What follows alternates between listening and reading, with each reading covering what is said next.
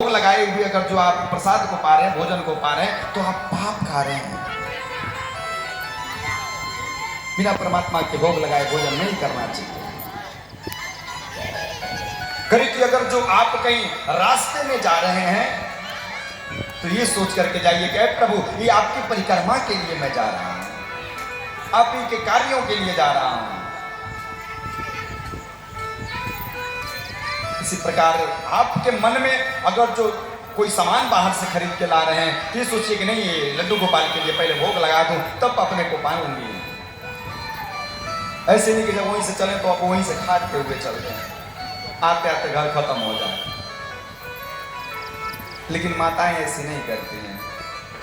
अगर जो मात्र चार लचडाना पा जाए ना कहीं प्रसाद में, तो चारों में हमको लग रहा है पूरे परिवार को खिला देंगे, तोड़ के।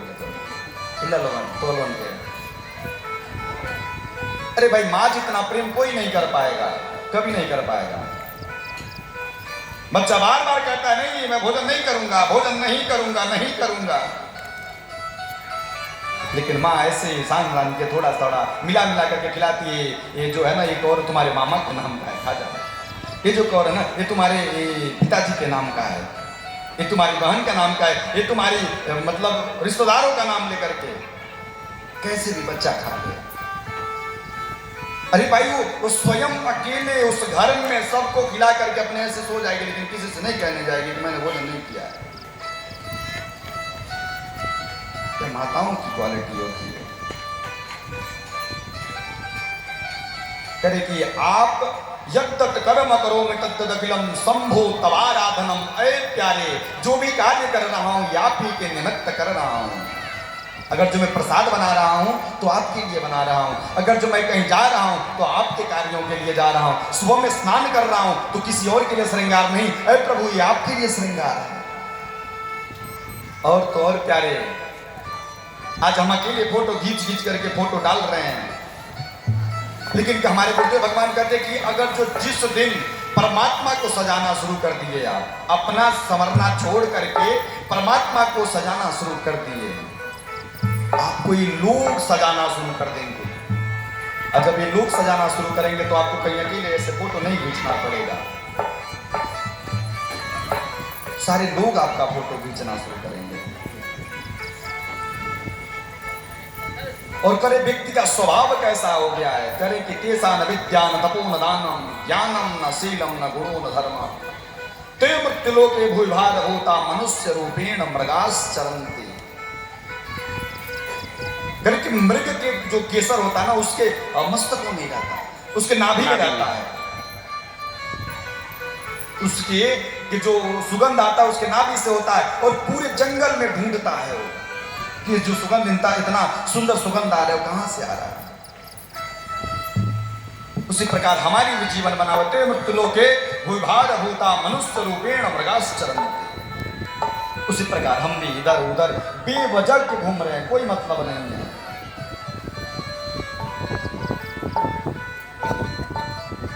अरे गाने वाले ने तो यहां तक भी गाया है, अरे उलझ मत दिल बहारों में, बहारों का भरोसा क्या। उलझ मत दिल बहारों में, बहारों का भरोसा क्या। उलझ मत दिल बहारों में, बहारों का भरोसा क्या। उलझ मत दिल बहारों में, बहारों का भरोसा क्या। बहारों का भरोसा क्या।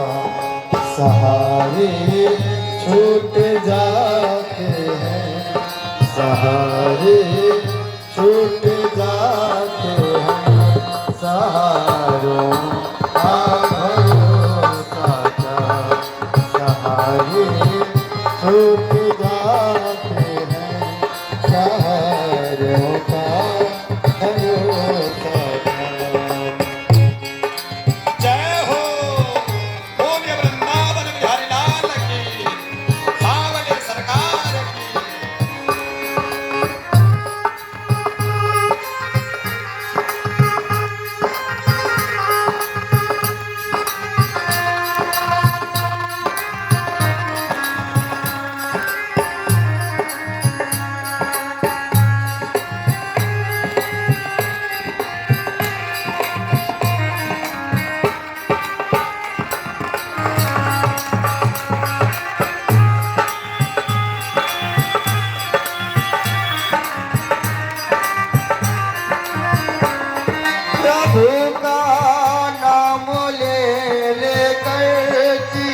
किनारों से किनारा कर प्रभु का नाम ले ले कर किनारों से किनारा कर प्रभु का नाम ले ले कर किनारों से किनारा कर प्रभु का नाम ले ले कर किनारों से किनारा कर किनारों से किनारा कर किनारों से किनारा कर किनारे छूट जाते हैं किनारे छूट जाते हैं किनारों का भरोसा किनारे छूट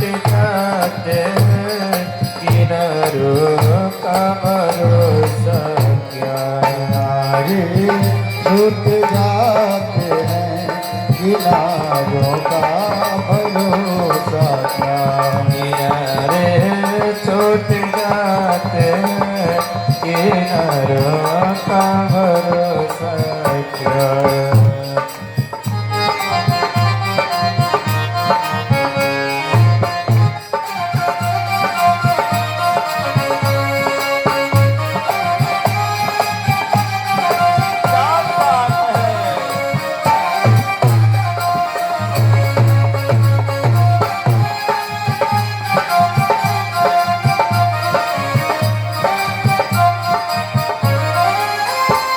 पथिक तू अक्लमंदी के विचारों पर न इतराना पथिक तू अक्लमंदी के विचारों पर न इतराना पथिक तू अक्लमंदी के विचारों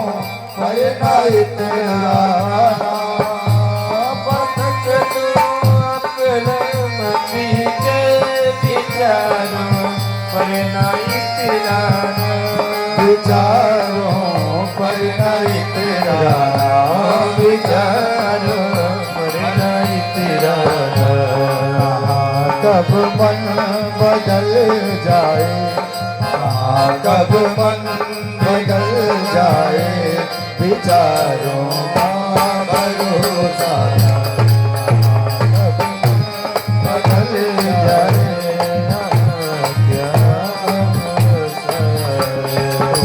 मत दिल बहारों में बहारों का भरोसा मत दिल बहारों में बहारों का भरोसा बोलिए वृंदावन बिहारी लाल की जय। बाल कृष्ण भगवान उलझ मत दिल बहारों में बहारों का भरोसा जय कहाँ कब मन बदल जाए विचारों का भरोसा क्या करे कि अवस्थाएं कभी भी बिगड़ सकती हैं जो हमारी मनोवृत्ति है ना ये कहीं भी बदल सकती है इसलिए यह जो संसार के ऊपर उतना विश्वास मत करिए हमारे गुरुदेव भगवान तो वही कहते हैं कि आप जल में जिस प्रकार जल में तो घी के बूंद या तेल के बूंद ऊपर रहते हैं ना उसी प्रकार इस संसार में रहना चाहिए लोगों से नहीं मिलना चाहिए जितना लोगों से मिलना शुरू करेंगे उतने ही आपको कष्ट होगा इसलिए लोगों से उतना ही मिलिए जितना में आपके कार्य निकल जाए क्योंकि जब जब लोगों से जितना जितना मिलेंगे उतना उतना ही कष्ट होगा अब गोपियों का भी वही हाल हो गया है भगवान से इतना वो जुड़ गए हैं कि वो जैसे भगवान थोड़ा सा दूर हो रहे हैं हो रहा है कि नहीं किसी बहाने चला जाए उनके वहां देखने के लिए वो जो नंद का लाला है छोटा सा उसको देखना है मुझे किसी प्रकार देखना है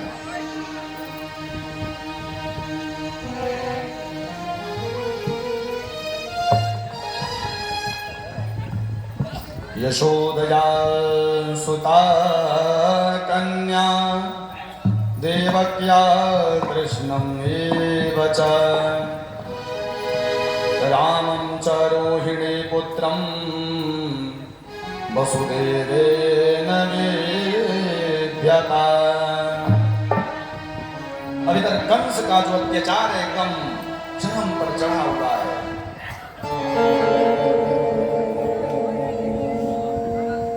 कंस एकदम अपने जो मद है उसमें एकदम यदुवंशियों को अपना दुश्मन मान करके यह कह रहा है कि सारे लोगों को चारों तरफ जा करके एकदम पूरा अपना साम्राज्य खड़ा कर दो।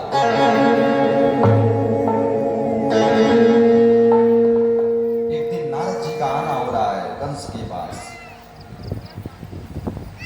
अभी दिन नारद जी आकर के उसको समझा रहे हैं कि जो तुम्हारे हाथ से कन्या छूट गई थी ना, वो यशोदा की कन्या थी, और वसुदेव जो है उन्होंने डर करके जो देवकी के वहां ले जाकर देवकी का जो पुत्र था वो जाकर के यशोदा के वहां पहुंचा दिया, और वहां का जो कन्या थी वो यहाँ ला करके रख दी।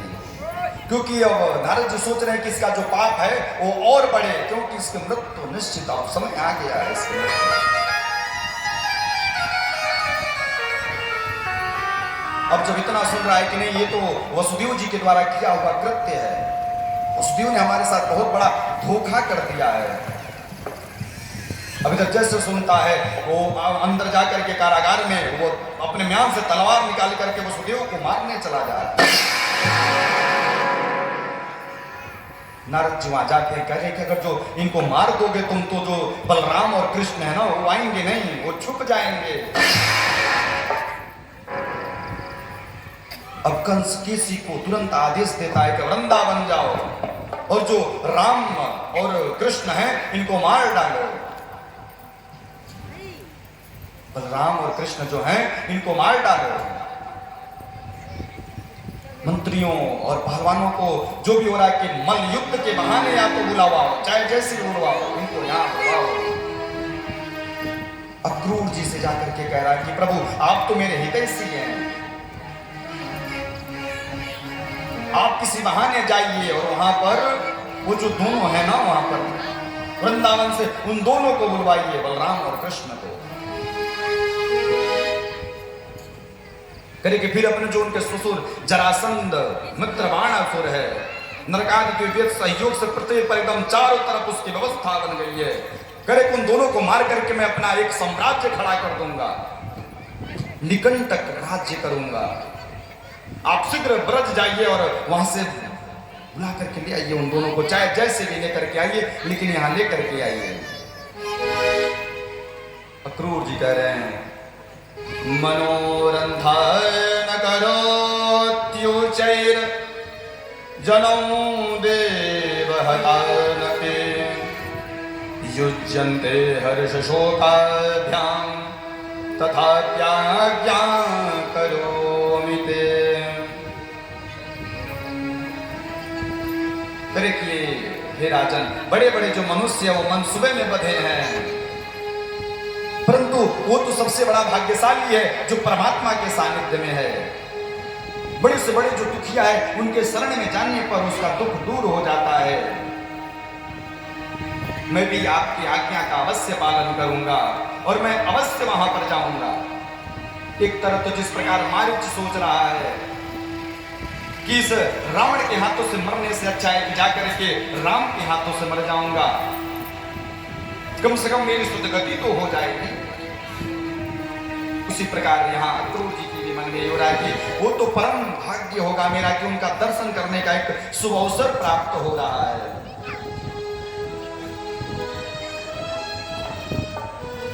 फिर हे राजन, कंस का भेजा हुआ जो केसी है ना, सुखदेव जी कह रहे हैं कि जो कंस ने केसी को भेजा हुआ है वो महा वेगवान एक घोड़ा बनकर के वहां पहुंच रहा है। ब्रज में महान एक बहुत बड़ा घोड़ा बनकर के पहुंच रहा है। उसकी जो गर्दन की बालें मानो जैसे लग रहा है कि आकाश में जाकर के ऊपर ला रहा है, इतना बड़ा वो घोड़ा है। विमानों के तरह तितर बितर इधर उधर हुआ चल रहा है, दौड़ रहा है। उसकी जो हनहनाहट है, जो बोलने का वो है, उससे लग रहा है कि पूरी पृथ्वी वहां की हिल जा रही है। संसार को भयभीत करने वाला वो जो कंस के द्वारा भेजा गया केसी है। फिर कि कृष्ण को वो जैसे देखता है वो लात मारना चाह रहा है। भगवान उसके लातों से बच करके थोड़ा दूर जाते हैं और उसके करीब उसके पैरों को पकड़ करके ऐसे घुमाने जैसे कश्यप के जो सर्प हैं, सर्पाती हैं, गरुड़ उनको पकड़ करके और उनको झपट करके फेंक देते, उसी प्रकार भगवान कृष्ण उस घोड़े को पकड़ करके, जो केसी है उसको घोड़े को पकड़ करके ऐसे नचा करके फेंक रहे हैं कि उसका तुरंत मरणासन हो जा रहा है। पीछे से होश आने पर पुनः करके मुंह फाड़ कर कृष्ण के कृष्ण की तरफ दौड़ रहा है मारने के लिए। करके कृष्ण ने उसका अपना जो बायां हाथ है उसके मुंह में डाल करके और भगवान ने उसके मुंह को कह रहे कि ऐसे पकड़ करके उसकी सदगति कर दिया। गोविंद समेधमानेन सह कृष्ण बहुनां निरुद्धवायुश्चरणावतक्षिणः